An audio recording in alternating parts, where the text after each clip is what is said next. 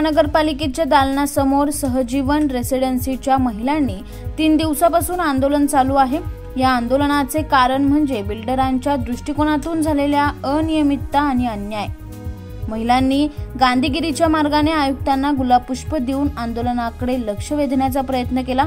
कल्याण डोंबिवली महानगरपालिकेच्या कार्यालयाची वेळ संपली असताना आयुक्त इंदुराणी जाखड घरी जाण्याच्या तयारीत असताना रणरागिणी महिलांनी रस्ता अडवून आयुक्तांना मागच्या गेटने पळ काढण्यास भाग पाडले।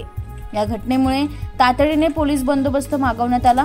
आयुक्त इंदुराणी जाखड मागच्या गेटने निघून गेल्या। महानगरपालिकेच्या प्लॅननुसार वॉल कंपाऊंड पूर्ण न झाल्यामुळे रहिवाशांच्या समस्यांचा सामना करावा लागत आहे। आंदोलनकर्त्यांकडून पुन्हा एकदा मागणी करण्यात आली की संबंधित अधिकाऱ्यांनी या प्रकरणात गांभीर्याने लक्ष घालून समस्या सोडवाव्यात, अशी मागणी सहजीवन फेडरेशनने केली आहे।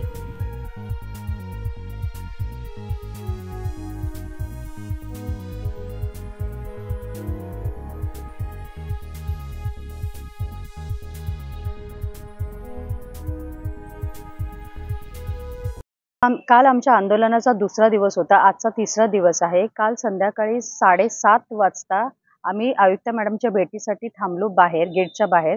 ते सुद्धा त्या बाहेर दिवसभर तर आम्हाला कोणीच भेट दिली नाही। दिवसभर आम्ही त्यांची वाट बघितली की ते आत्ता आम्हाला बोलवतील, आत्ता आम्हाला बोलवतील, पण तसं काहीच घडलं नाही।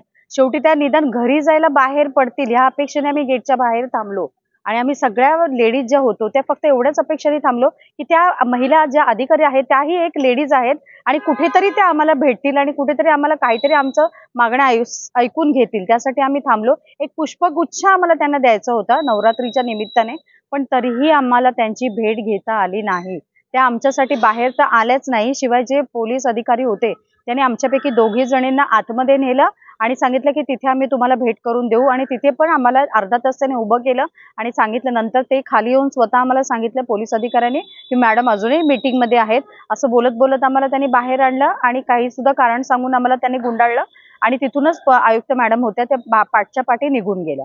अशा पद्धतीने एक महिला जर दुसऱ्या महिलेचं गाणं ऐकत नसेल तर आम्ही कोणाकडे दाद मागावी, हे आमचं प्रशासनाकडे विचारणं आहे। काय मागण्या आहेत? आमच्या मागण्या या आहेत। आम्ही गेले 3 दिवस झालं प्रशासनासमोर उपोषणाला बसलेलो आहोत। प्रशासनाने थोडीफार जरी दखल घेतली असेल तरी त्याबाबत आम्ही सहमत नाही आहेत। पोलिसांनी अजूनपर्यंत आमच्या मागण्या ज्या आहेत त्या कुठल्याही प्रकारची दखल घेतली नाही आणि आमच्या बिल्डर यांनी आमच्याकडे गेल्या 3 दिवसामध्ये पाहिलं देखील नाहीये।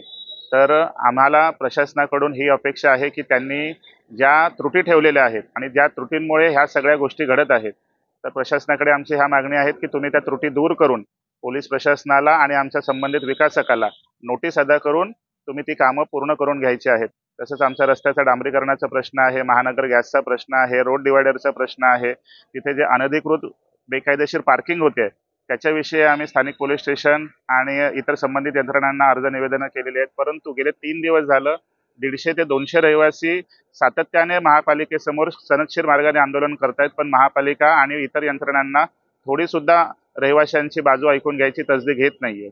तर उद्याचा 4था दिवस आमचा उपोषणाचा असेल आणि यानंतर सोमवारी आम्ही आमरण उपोषणाला सुरुवात करणार आहोत।